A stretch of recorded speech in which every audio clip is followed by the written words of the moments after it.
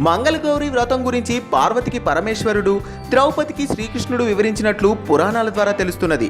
గౌరీ తెలుపు రంగుతో విరాజిల్లుతుంటుంది. దీనికి కారణం శివుని శాపం కారణంగా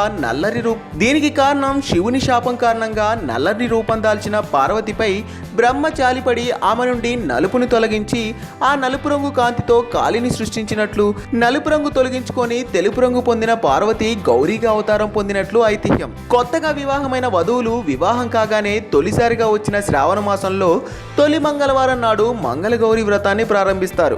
ఆనాదిగా మంగళగౌరి వ్రతం ఆచారంలో ఉంది.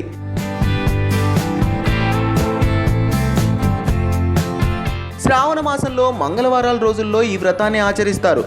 ఎప్పుడో ప్రారంభమైన ఈ వ్రతం నేటికి క్రమం తప్పకుండా కొనసాగుతోంది.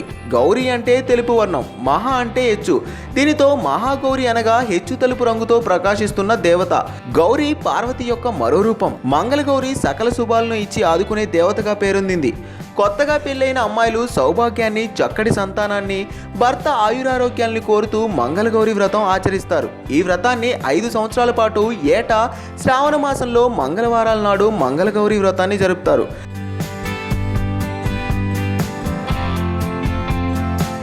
శ్రావణ మాసంలో మంగళవారం రోజుల్లో ఏదైనా ఆటంకం ఏర్పడి పూజ చేయలేని పరిస్థితి ఎదురైతే తర్వాత వచ్చే భాద్రపద మాసంలో శుక్లపక్షంలో పున్నమికి ముందుగా వచ్చే మంగళవారంలో వ్రతం జరపవచ్చని ఆర్యోక్తి ఉన్నది. మంగళగౌరి వ్రతం ఆచరణ విధానం ఒక్కొక్క ప్రాంతంలో ఒక్కొక్క విధంగా ఉంటుంది. దక్షిణాదిలో ఈ వ్రతం వేడుకగా నిర్వహిస్తారు. పసుపు పొడితో మంగళగౌరి ఆకారాన్ని రూపొందించి దానికి భక్తి శ్రద్ధలతో పూజ జరపడం ఆనవాయితీగా వస్తున్నది. పూజ తర్వాత కర్తలు పెద్ద ముత్తైదులకు వాయనం ఇచ్చి వారి నుంచి ఆశీస్సులు పొందడం ఆచారం. మంగళగౌరి వ్రతం పూజ సందర్భంలో లలితా సహస్రనామ పఠనం జరుపుతారు.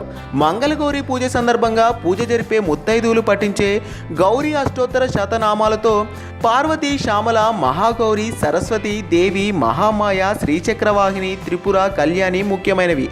ఈ ఏడాది జూలై 25న తొలి శ్రావణ మంగళవారం రానున్నది. వివాహితులు, కొత్తగా పెళ్ళైన వారు ఈ రోజున మంగళగౌరి వ్రతం జరపడానికి ఆయత్తమవుతున్నారు. పురాణాల్లో రుక్మిణి పెళ్లి తంతుకు ముందుగా గౌరీ పూజ జరిపినట్లు మనకు తెలుసు. అలాగే ఇప్పటికీ వివాహం ప్రక్రియలో భాగంగా వధువు గౌరీ పూజ జరపడం ఆచారంగా వస్తున్నది.